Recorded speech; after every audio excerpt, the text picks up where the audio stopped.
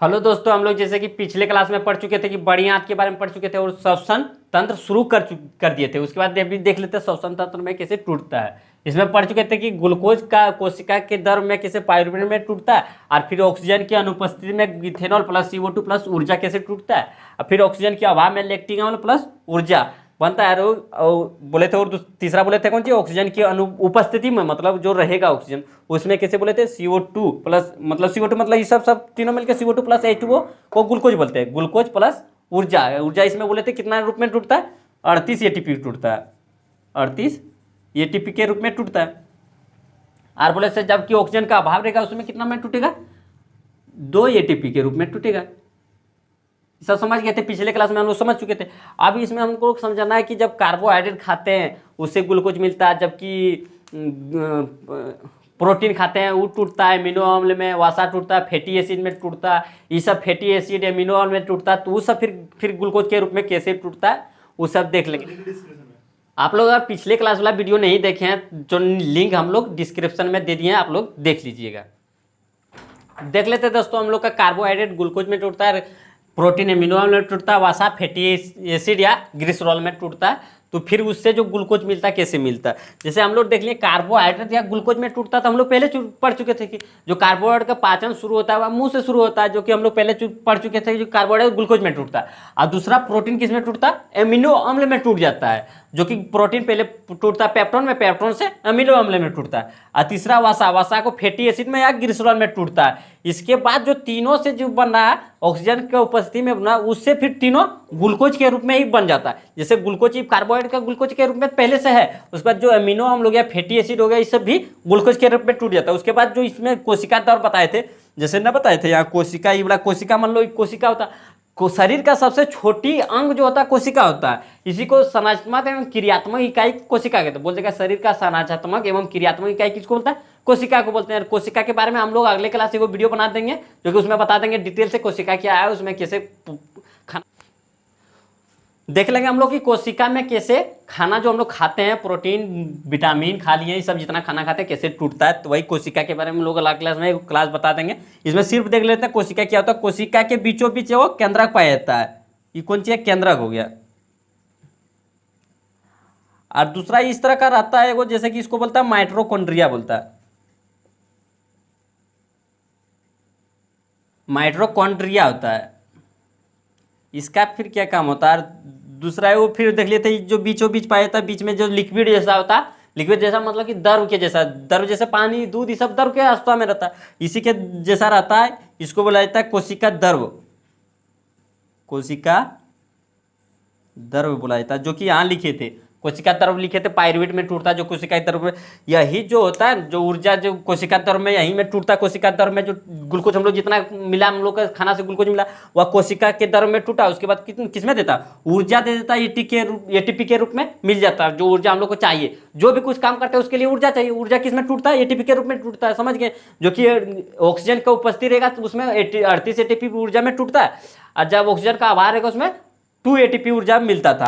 उसके बारे में पढ़ चुके थे। अब बोल देगा कि ऊर्जा का पावर हाउस मतलब जैसे होता है बिजली का पावर हाउस होता है, उसी तरह बोल देगा कि ऊर्जा का जो हम लोग का शरीर में ऊर्जा का पावर हाउस किसको बोलता है, जिसमें कि स्टोर रहता है ऊर्जा, उसको बोला जाता है माइटोकॉन्ड्रिया को ऊर्जा का पावर हाउस। जैसे बोल देगा कि ऊर्जा का पावर हाउस किस रहते हैं, ऊर्जा का पावर हाउस, ऊर्जा का पावर हाउस किसे कहते हैं, को माइटोकॉन्ड्रिया को। यही जो ऊर्जा मिला यही ऊर्जा स्टोर रहता है, जैसे हम लोग का खाना जो स्टोर रहता है छोटी आंत में स्टोर रहता है।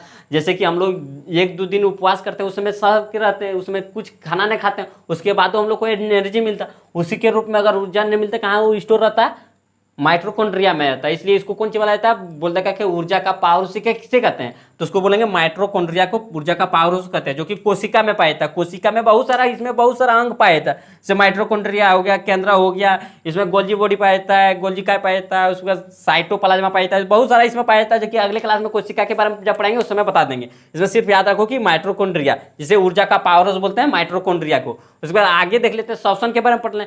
श्वसन वायवीय श्वसन और वायवीय श्वसन किसे कहते हैं, उसमें अंतर देख लेते हैं आगे। देख लेते हैं दोस्तों हम लोग श्वसन में जैसे होता है ना, इसमें होता है वायवीय श्वसन एक, और दूसरा होता है अवायवीय श्वसन। ये हो गया वायवीय श्वसन, ये हो गया अवायवीय श्वसन। श्वसन जैसे होता है, अवायवीय श्वसन किसी को बोलेंगे, जो कि ऑक्सीजन की उपस्थित रहेगा, जबकि उपस्थित रहेगा ऑक्सीजन, जब हम लोग श्वास लेंगे उसको अवायवीय श्वसन बोलेंगे। अवायवीय श्वसन जब ऑक्सीजन का अभाव रहेगा, मतलब नहीं रहेगा ऑक्सीजन, उसको अवायवीय श्वसन बोलेंगे। तब देख लिए थे पहले पिछले क्लास में, जैसे देख लिए थे कैसे टूटता है, उसमें हम लोग देख लेते हैं। ऑक्सीजन की उपस्थिति में होता है, जब वायवीय श्वसन होगा किस में होगा, ऑक्सीजन की उपस्थिति में होगा, मतलब ऑक्सीजन रहेगा तब होगा वायवीय श्वसन। और दूसरा देखते हैं अवायवीय श्वसन, ऑक्सीजन की अनुपस्थिति में होगा। अवायवीय श्वसन किस में होगा, ऑक्सीजन की अनुपस्थिति, मतलब जिस समय ऑक्सीजन नहीं रहेगा उस समय अवायवीय श्वसन होगा। और वायवीय श्वसन ऑक्सीजन की उपस्थिति, मतलब ऑक्सीजन रहेगा तब होगा। और दूसरा देखना है, या माइट्रोकॉन्ड्रिया में पूरा आता है, जो वायवीय श्वसन होता है पूरा वह माइट्रोकॉन्ड्रिया में होता है, जो कि कोशिका में देख लिए माइट्रोकॉन्ड्रिया किसको बोलता है, कोशिका में देख लिया माइट्रोकॉन्ड्रिया में पूरा होता है। दूसरा इसमें देखता है अवायवीय श्वसन कहाँ पूरा होता है, अवायवीय श्वसन कोशिका द्रव में पूरा होता है, जो बोले थे द्रव लिक्विड के जैसा पाया था उसमें होता है अवायवीय श्वसन पूरा होता है। तीसरा देख देते हैं, जब टूटता है वायवीय श्वसन में, जब टूटता है ग्लूकोज, वह किस में टूटता है, देखो ग्लूकोज प्लस ऊर्जा के रूप में मिलता है। जो बोले थे वायवीय श्वसन में 38 एटीपी ऊर्जा मिलता था, 38 एटीपी ऊर्जा मिलता है। और जो इसमें जैसे टूटता अवायवीय श्वसन में टूटता है तो इसमें लैक्टिक अम्ल प्लस ऊर्जा मिलता है। और इसमें जो ऊर्जा मिलता था, इसमें कितना मिलता था, 2 एटीपी ऊर्जा मिलता था। इसमें 38 एटीपी ऊर्जा मिलता है, इसमें 2 एटीपी ऊर्जा मिलता है। और जो कि इसमें जो होता है वायवीय श्वसन होता है, जो इसमें होता है मनुष्य में होता है, पेड़ पौधा में हो गया। और जो अवायवीय श्वसन होता है या ईस्ट सब में होता है, इसमें मनुष्य सब पेड़ पौधा में होता है या ईस्ट में होता है, जो कि 2 एटीपी ऊर्जा मिलता है। और ये सब भी देख लेते हैं, जैसे कि हम लोग का 2 एटीपी ऊर्जा, जैसे कि हम लोग दौड़ते उड़ते हैं उसमें ऊर्जा ज़्यादा चाहिए, जो कि लैक्टिक अम्ल प्लस ऊर्जा में मिलता था। इसमें कितना एटीपी ऊर्जा मिलता था, उसमें 2 एटीपी ऊर्जा मिलता है, जो कि हम लोग को मतलब चलने के लिए मतलब ऊर्जा जल्दी चाहिए, इसके लिए टूटता है, किसमें लैक्टिक अम्ल प्लस ऊर्जा छूट जाता है, उससे 2 एटीपी ऊर्जा मिलता था। और जो ऑक्सीजन का उपस्थित रहेगा उसमें कितना टूटेगा, 38 एटीपी ऊर्जा मिलेगा। तो हम लोग देख लिए आज इतना ही देख लेते हैं, उसके बाद अगले क्लास में देख लेते हैं श्वसन के बारे में और आगे पढ़ लेते हैं। जो कोशिका के बारे में पढ़ेंगे, कोशिका का किसका कौन सी काम होता है, इस सब के बारे में अगले क्लास में पढ़ लेते हैं। ठीक है दोस्तों, आज इतने रखते हैं। Okay bye, thank you.